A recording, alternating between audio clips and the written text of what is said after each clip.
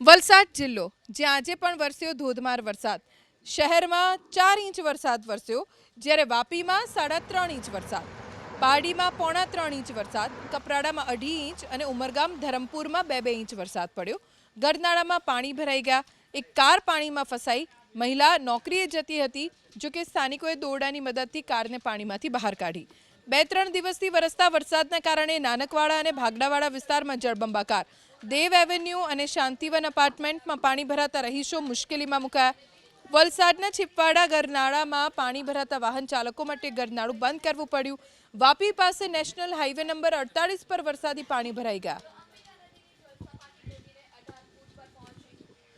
બનાસકાંઠા જિલ્લો જ્યાં મેઘમહેર થઈ. જિલ્લાના મુખ્ય મથક પાલનપુર સહિત વડગામ, ડીસા, લાખણી, ધાનેરા, થરાદ અને વાવ સહિતના તાલુકામાં ધોધમાર વરસાદ પડ્યો. વડગામ તાલુકામાં 3.5 ઇંચ વરસાદ વરસ્યો. પાલનપુરમાં 3 ઇંચ, ડીસા અને લાખણી તાલુકામાં 1.5 ઇંચ. પાલનપુરનો આંબાવાડી વિસ્તાર જ્યાં ઘરમાં પાણી ઘૂસી ગયા, ઘર વખરીને નુકસાન થયું.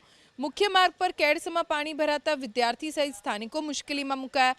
મલાણા પાટિયા પાસે પણ પાણી ભરાયા. રસ્તા જ પાણીમાં ગરકાવ થતા રાહદારીઓ અને વાહન ચાલકો અટવાયા. પાલનપુરથી મલાણા, ભુતેડી, રાજપુર, લુણવા, ભટામણ સહિતના ગામમાં જવાના માર્ગ પર પાણી ભરાયા, જેને લઈ ગ્રામજનોને 10 કિલોમીટરનો ફેરો કરીને પાલનપુર આવવું પડ્યું. પાલનપુરના ગઠામણ પાટિયા, વીરપુર પાટિયા, ધનિયાના ચોકડી રોડ પર વરસાદી પાણી ભરાયા. પાલનપુરની સિવિલ હોસ્પિટલમાં નર્સિંગ હોસ્ટેલ પાસે પાણી ભરાયા. જૂનું બસ સ્ટેશન પાણી થઈ ગયું. પોલિટેકનિક રોડ પર પાણી ભરાયા. કન્યા શાળામાં પણ પાણી ભરાયા. અહીં પાણી ભરાતા વિદ્યાર્થીનીઓને મુશ્કેલી પડી. હંમેશા અહીંયા પાણી ભરાતા લોકોમાં પણ નારાજગી જોવા મળી. થરાદ ધાનેરા નેશનલ હાઈવે પર વરસાદી પાણી ભરાઈ ગયા. થરાદના રાહ ગામ નજીક હાઈવે પર પાણી ભરાતા વાહન ચાલકો અટવાઈ ગયા. વરસાદના કારણે તાપીમાં રિવરફ્રન્ટને નુકસાન થયું.